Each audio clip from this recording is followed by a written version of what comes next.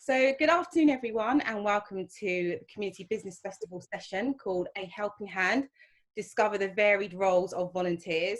I'm Veronica Gordon, I am your host for the session. I'm the presenter of Power to Change's new podcast. It's called Then One Day, and it only launched a couple of days ago, and it explores the moment when communities come together. So before I introduce our speakers, here's what to expect from the session. It's going to be 45 minutes long. We'll be finishing at 3:15, and we'll have our panel discussion with some real community business volunteers, and there will be opportunities throughout for you to ask questions. So to ask a question, just type it into the Q&A box at the bottom of your screen, and not in the chat box, please, in the Q&A box. We are recording this session, and although you won't see her, my lovely colleague Lucy is also with us on this session. She's controlling all the tech and the video. And if you want to tweet during the session, please do, using the hashtag CBFestival. Now, this Community Business Festival is brought to you by Power to Change, which is an independent charitable trust that supports and develops community businesses in England. You can find out more about Power to Change on their website, powertochange.org.uk. Now, in this session, we'll explore the role of volunteering in community business, and we'll hear from 3 community businesses about how volunteering supports their organisations. We'll talk about the influx of volunteers during the COVID-19 crisis and discuss how to capitalise and retain that interest, enthusiasm and momentum.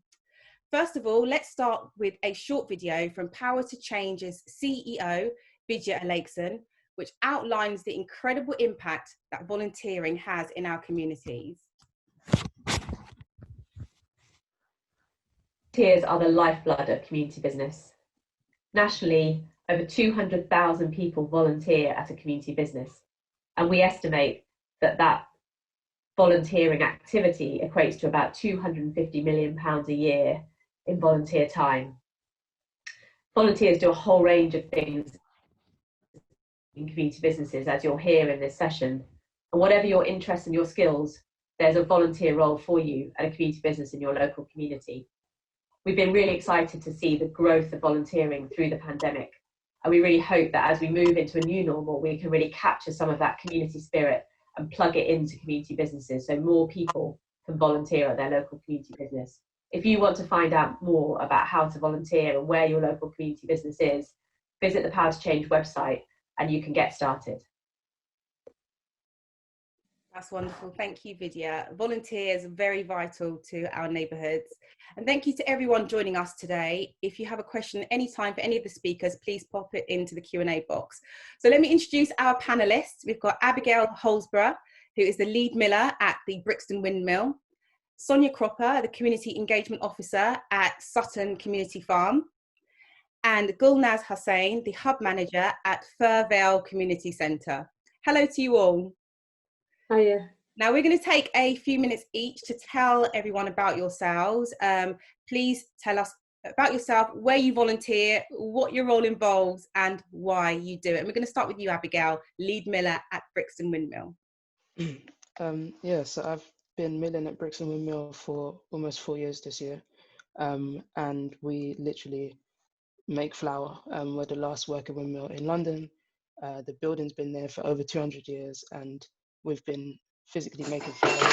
Sorry, something just dropped. We've been making flour for the last 5 years. So all the flour we make gets sent to shops and bakeries, mostly around South London. And then when we have open days and tours and visits, people can also buy flour from us at the mill.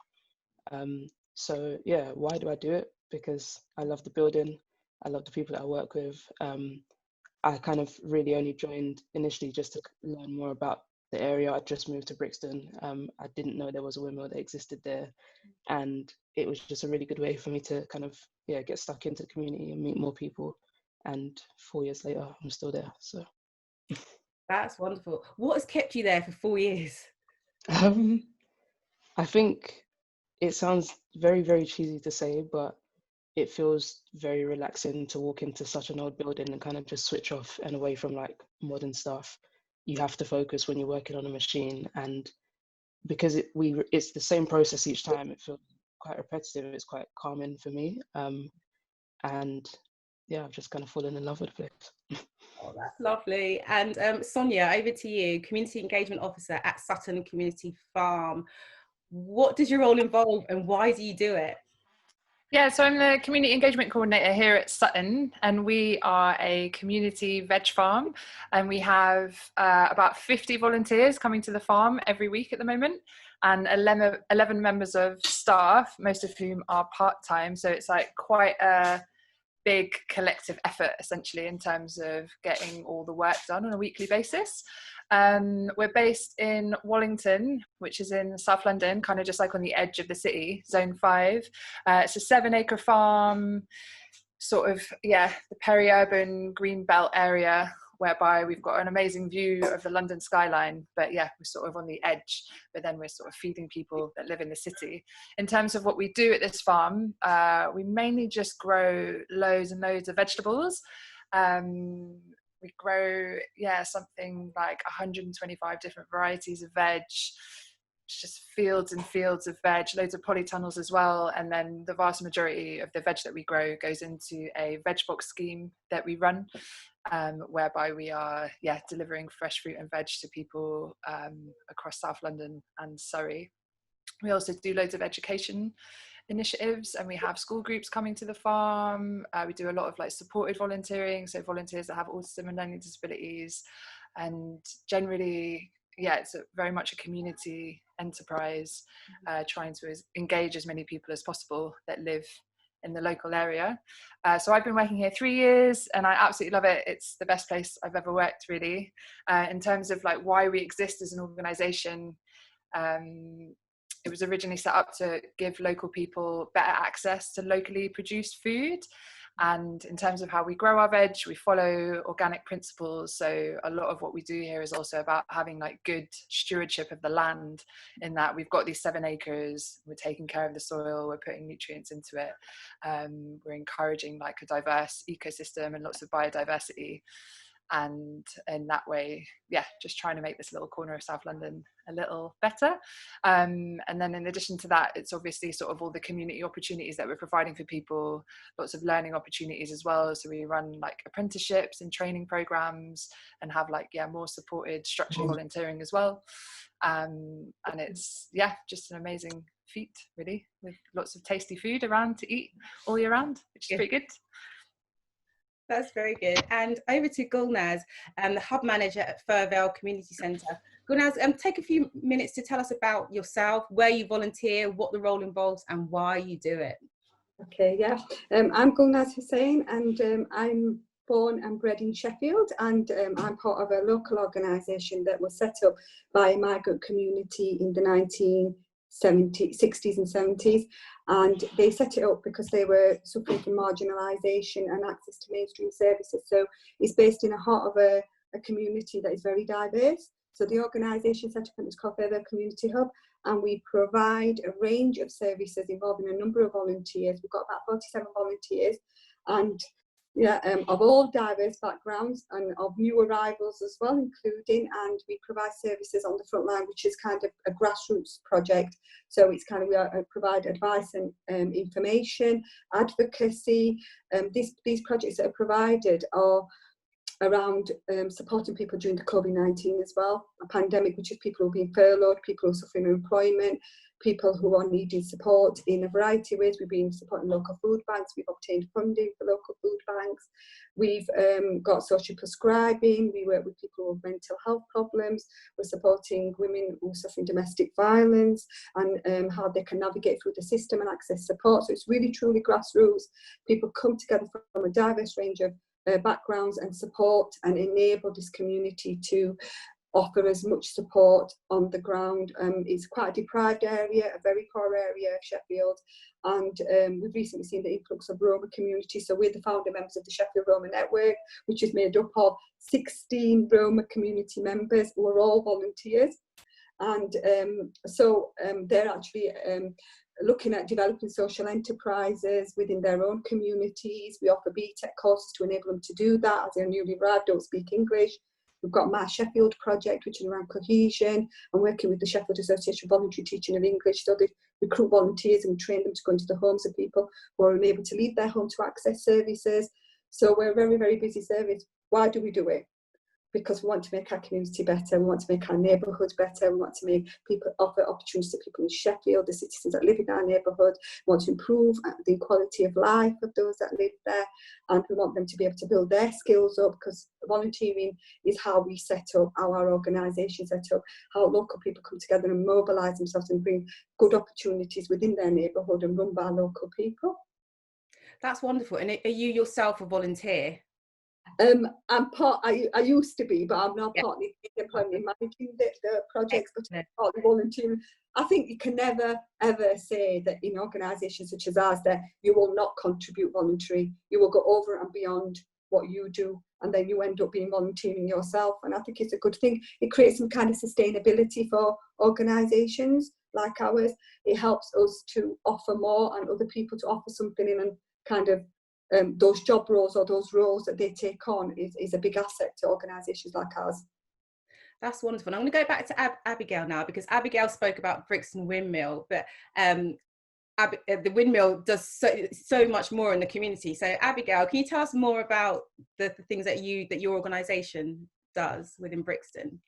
Yeah, sure. So at the moment, in terms of the physical mill, we run tours, we run and so tours as in for the general public, but also education workshops and visits for schools.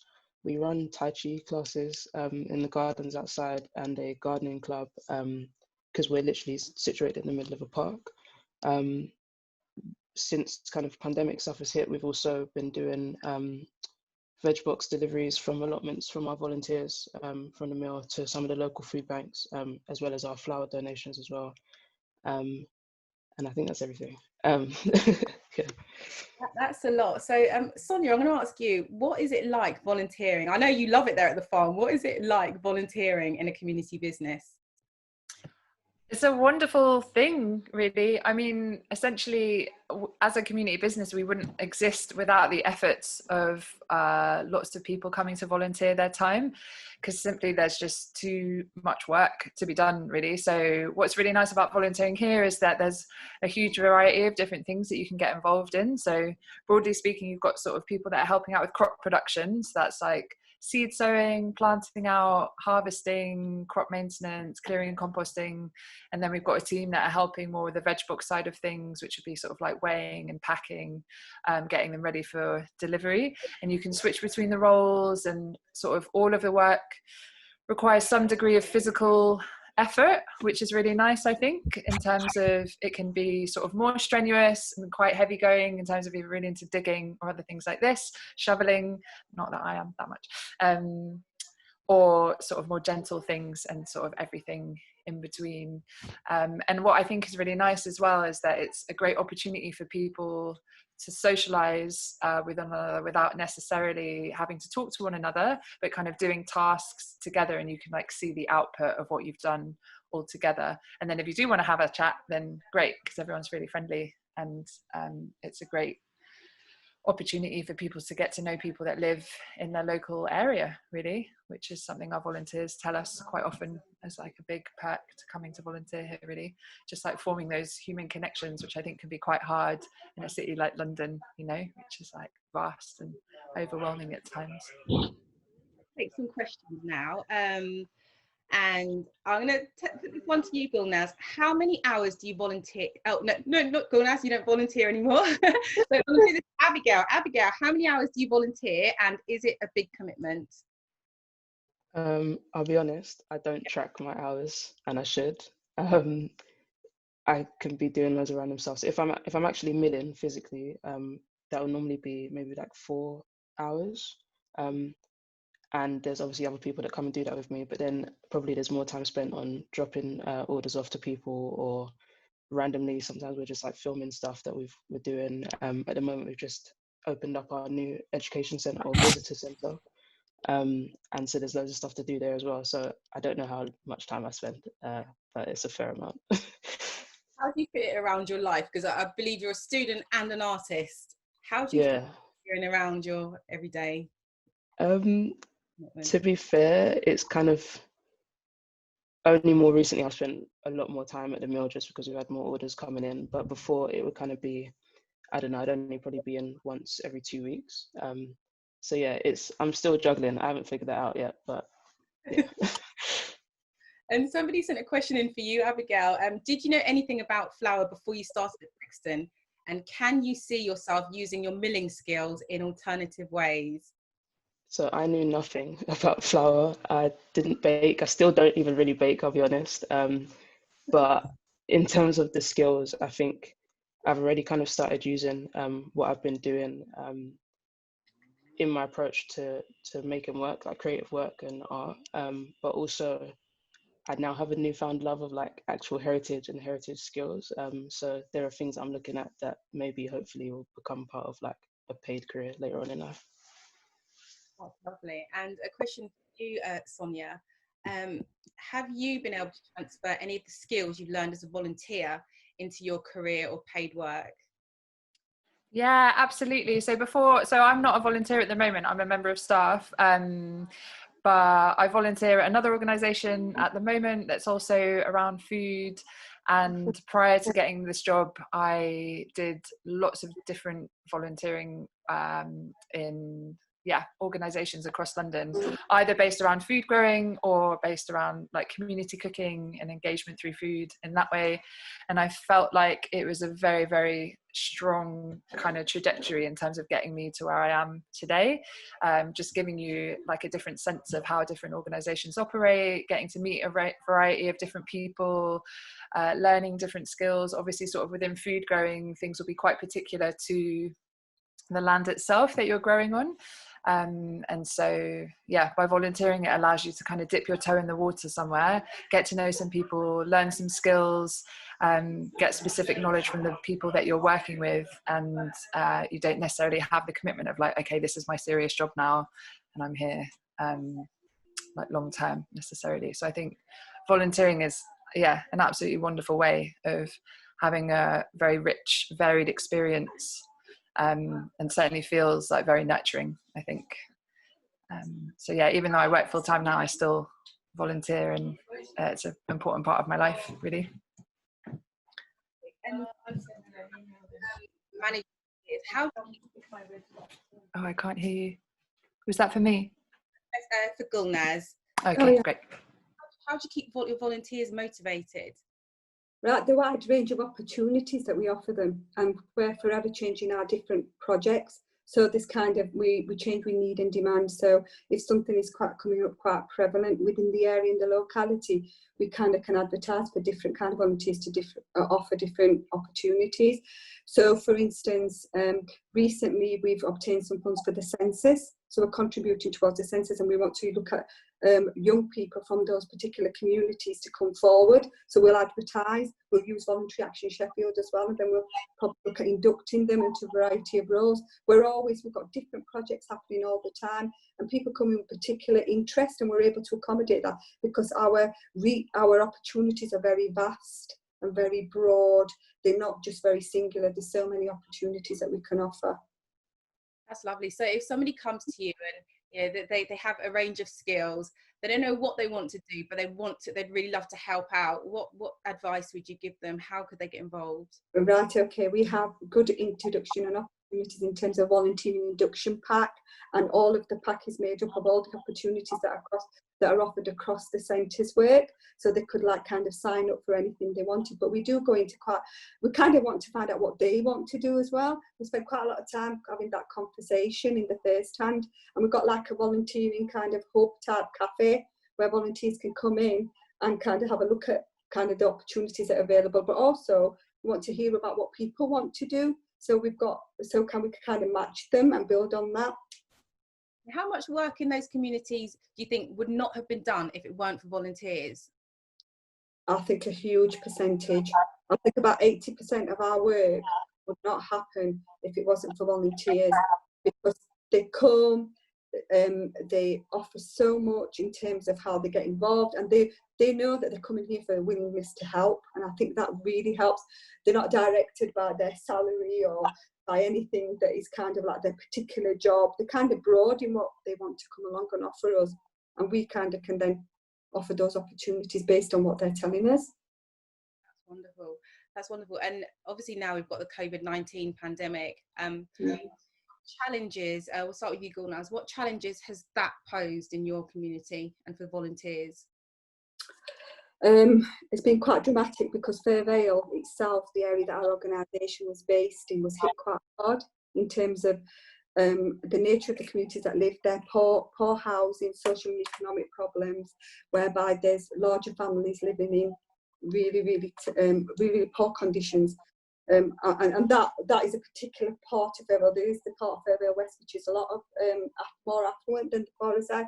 And so the challenge that faced by our organisation, the volunteers, we were kind of like slightly shocked at, you know, what had happened, how quick we had to mobilise ourselves, how quickly we had to meet the needs of community while the lockdown was happening. So therefore, the volunteers went out, organised ourselves. We did pickups at the chemists. We got food to homes. We're now running the holiday fund project about children who are on free school meals, who don't receive any vouchers from the school. So people are picking up. So the centre is really busy. Everyone is looking fantastic. It's been very challenging, extremely challenging for all of us.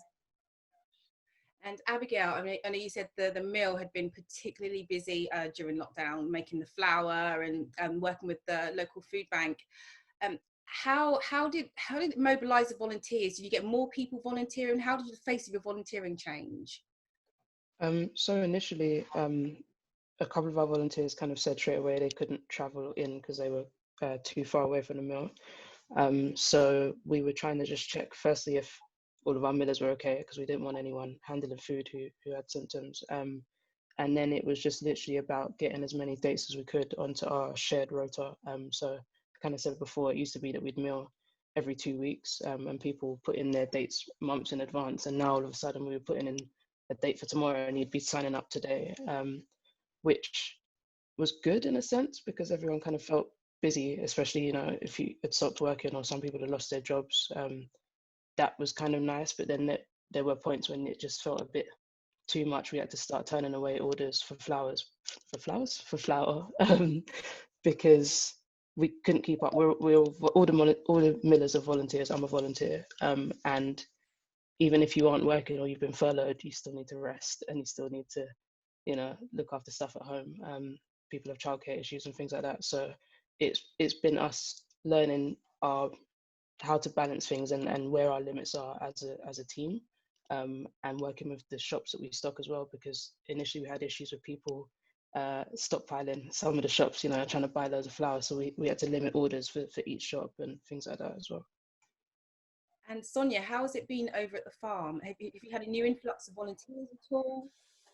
Yeah, I mean, COVID-19 has kind of transformed a lot of how we organise here at the farm, in that prior to lockdown, it was the case that we were generally quite relaxed about volunteers coming, going. We didn't really ask people to let us know if they were going to come in advance. People just show up and then come for like vague periods of time. And I think that was something that our volunteers really valued in terms of the level of flexibility and lack of expectation on our part, really. But it's something that just wasn't really workable with regards to social distancing and taking precautions to try and ensure that everybody remains safe on the farm. And it was really important for us to stay open, even though lots of other community food projects around London closed to volunteers, and some are still closed to volunteers. And so instead of closing, we thought we just had to act really quickly, basically, in terms of thinking about how we could maximise safety and make sure that everyone was going to be okay that was coming to volunteer. So we introduced an online rota system, which we hadn't had before, and kind of rearranged the physical space so that people could keep their distance from one another. And we've started like capping the numbers of people that are coming. So now we've got like a very, very solid idea of like who is coming when. So it's a little bit more rigid than it was before, but it means that essentially, we're just more in control of what's happening, and we can make sure that everybody's been properly briefed on how to be when they're here. In terms of volunteer numbers, much like you, Abigail, we saw like a massive upsurge in people wanting to come and volunteer with us at the start of the pandemic. Lots of people who'd been furloughed, lots of people, whose job situation had changed. People were looking essentially for a reason to, just get out of the house, because we're considered an essential business and everyone working here is a key worker. So that was really great up to a point, and then we had to basically close our doors because we just didn't have the capacity to keep welcoming more and more volunteers. And then alongside that, lots of our core volunteers who've been coming to the farm for a long time were staying away, either because they were in the vulnerable category or looking after kids, or just didn't really feel like it was something they wanted to do whilst everything was kind of wild. A lot of them have started to come back now, which is really encouraging. But essentially loads of changes as a result of COVID-19, some of which I think will stay like beyond this particular time period. This next one is for both you, Gulnaz, and Sonia. And I'll start with you, Sonia, first. Somebody's asked, do you have the same people come every week? It says, I'd like to make friends locally, but I'm scared of volunteering with strangers. Yeah, that's a really good question. I mean, we tend to have like sort of a core group of people that have been coming for a really, really long time and will come every week. Then we tend to have like groups of people that maybe come for like 2 to 3 months at a time, like little cohorts, not that they know each other beforehand, it's just that's how it seems to unfold. And then people that come just as a one-off or a couple of times and then decide it's not for them. But in terms of regularity and like getting to know people and getting to feel comfortable with people, it's definitely the case that particular volunteers will enjoy doing the same volunteer sessions each week. So it's like either helping out with crop production or helping with the veg box side of things, and they'll have availability on kind of the same day, and so that gives you a much better chance of getting to know people and feeling at ease. So kind of a mix, of blend of both. That's lovely. And Gulnaz, to you, how do the same people come all the time, and how easy is it for somebody to come along and volunteer and make friends? Yeah, our volunteering is quite consistent, so it's kind of got a method around. We get volunteers who are here a long term. We get some volunteers that are coming for a short period of time. We don't usually get volunteers changing quite quickly. We get a consistent kind of commitment. They seem to be there for quite a long time. They seem to be able to build up a network. There'll be certain people doing specific things, so there's good time for people to build friendships and feel supported, and we get that kind of rapport going quite early on in the projects. And we have long-term volunteers, and basically we kind of run on the back of them, and they're really, really committed. So I think in terms of changing volunteers, it's very far from few, and there's kind of group of people who stay together with us for quite a long time, which is really, really good. And really good for those volunteers, because they know and they can kind of work out between themselves what they want to do as well, because they're an asset to organisations. So it's about what they want to do and their choices. That's wonderful. And there's a question here for you, Gulnaz. It says, how do new arrivals become involved as volunteers at Furvale? Very good question. I mean, the city asks me that because I think they look at us as good practice. So the city council level, they say that to us as well. So the issue with migrant communities is the trust. Okay, we're right on the front line, and where they came and we had an influx. So when they arrived in Sheffield, they came to a particular area, a poor area, obviously, where they could afford to live. So they started accessing the service. And when they started accessing the service, they benefited from the service and they wanted to put something back in. And then it was the way we approached them, the way we recognised why they came here, the persecution that they may have suffered in where they had come from, why they want to settle in Sheffield. And because you can build that trust and that warmth and that relationship, people take to coming back and wanting to be kind of work with yourselves. So that's where I think it's trust. That was first. They wanted to do something because they saw that the organisation itself offers something back to them, and we've got the Roma community working with us quite closely because of that one reason, trust. That's wonderful. That's wonderful. I'm just looking through the more questions that are coming in. There's so many questions coming in. I'm going to direct the next two at Abby. And they're both actually addressed to Abby.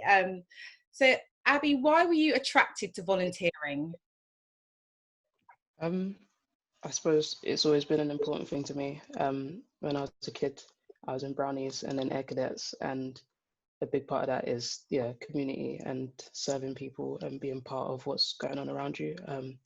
So yeah, hasn't changed. That's fantastic. And the next question for Abby is, how do you attract more young people into volunteering? That is a hard question at this point in time. And I say it's hard. It's not hard because young people don't care or that young people don't want to do it, because they do. I think for me, it's that I don't want it ever to feel forced, or like we're going through programs that are like specifically attached to a course or to something where young people are going because they have to.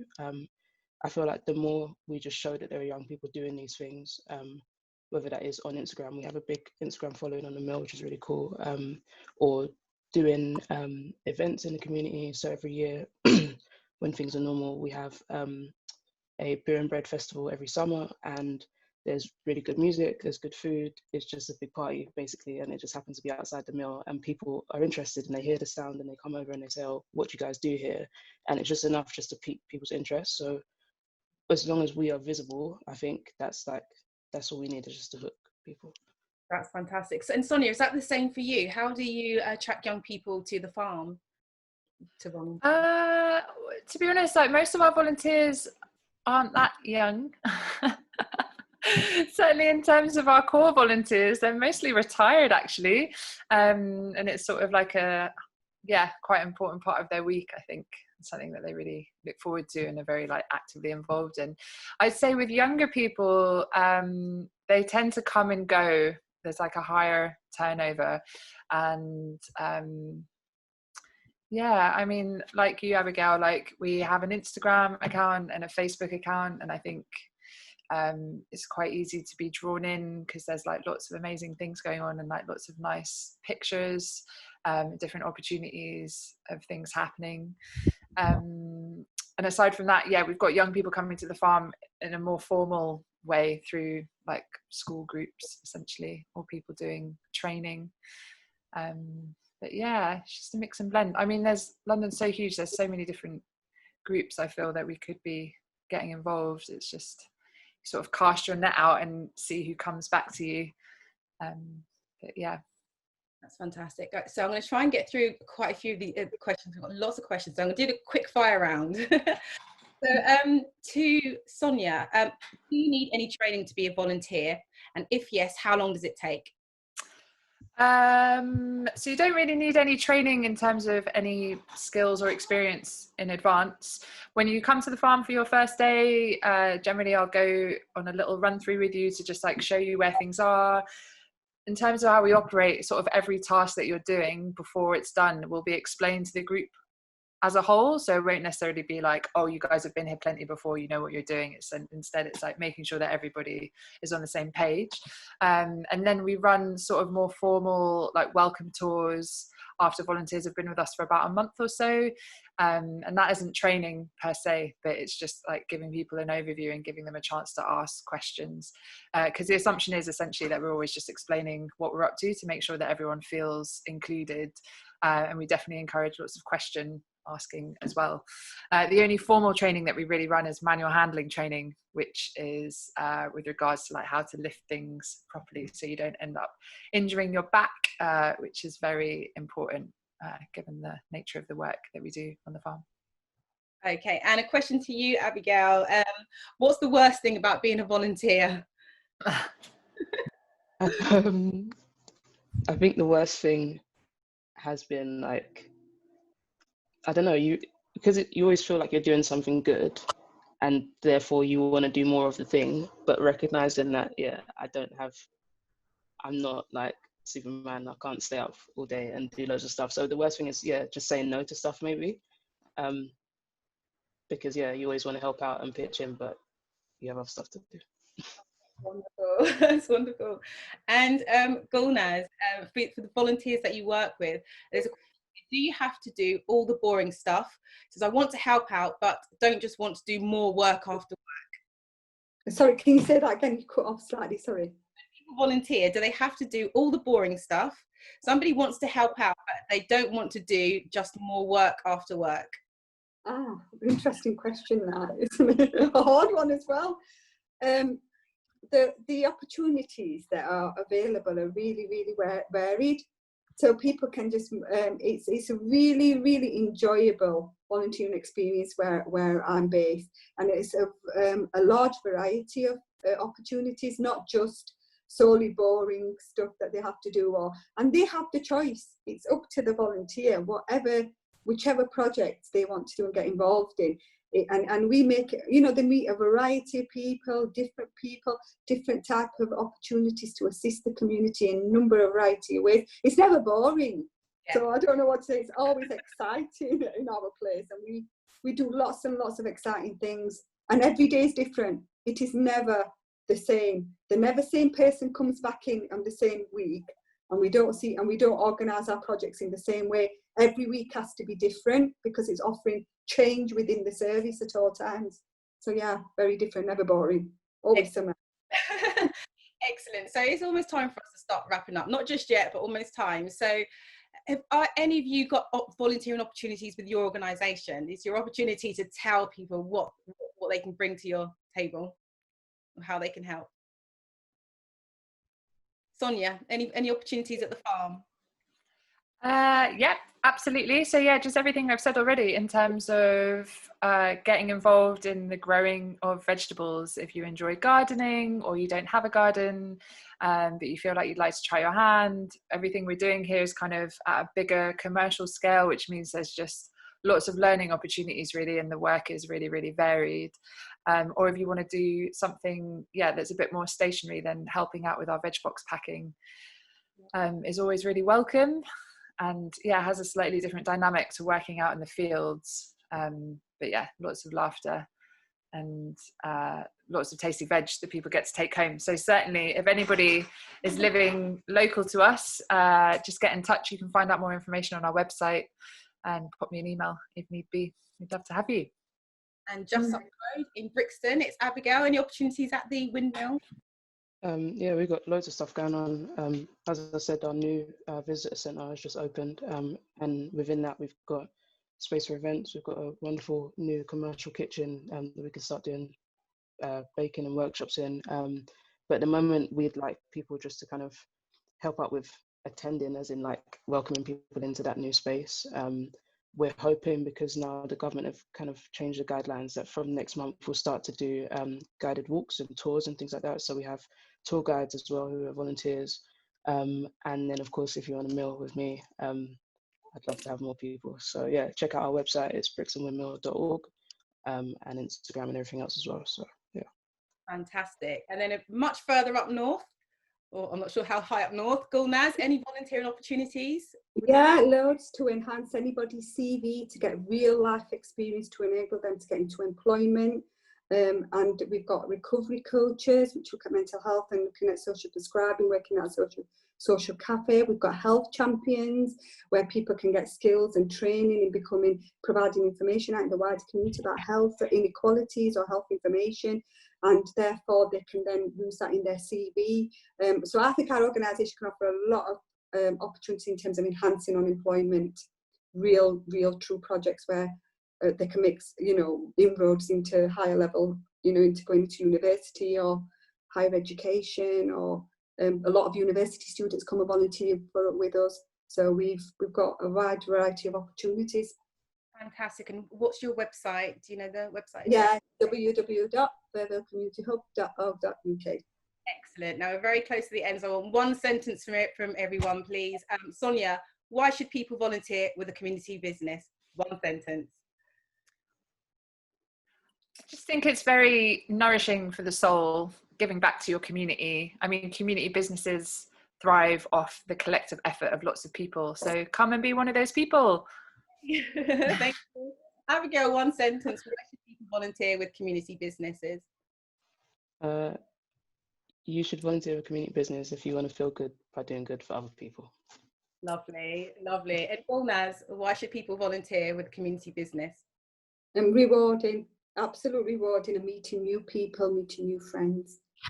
Oh, that's lovely. Thank you all so much. Thank you, Abigail. Thank you, Sonia. And thank you, Gulnaz. for taking time out of your busy schedules to be with us today. And thank you to everyone who's joined us for this session. Power to Change will be sharing the session on social media and on their website. If you're considering volunteering, volunteer with these wonderful organisations, or head to the NCVO website. It has links to several volunteering databases. That's ncvo.org.uk.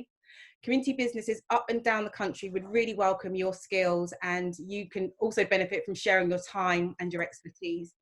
And before you go, if you'd like to hear more first-hand stories of how volunteers are helping to change their communities for the better, and to hear Abigail and Brixton Windmill story more fully, and including from their team up with the local bank on making and delivering flowers to people affected by the pandemic in their area, please listen and subscribe to Power to Change's podcast. Abigail's episode is coming up very soon. The podcast is called Then One Day, and you can find it on your phone's podcast app. Thank you again for joining today's session. Next, after this, is the final session of Power to Change's first ever virtual community business festival. The session is called How to Save Your Pub, and we'll see some of you there. And Abigail, Sonia and Gulnaz, thank you very, very much for being here with us today. And to everyone, have a fantastic weekend all. Bye. Bye. Bye. Bye. Bye.